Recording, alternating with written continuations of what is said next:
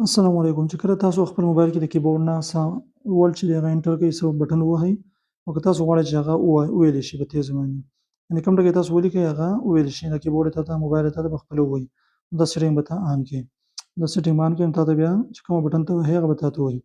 بیا ته غواړئ چې کرکټر ووایي اے بي سي ووایي نو دا آن کړه که ته وایې چې ورډ ووایي ټکي راته ټول ووایي لکه اینډ یو وغیره نو دا پسې آن کړه او کرکټر که ورډ دواړه غواړئ نو دا پسې آن کړه او که کیپیټل باندې او د پیچ وغیره د ساوند وغیره ورته بدلولی شئ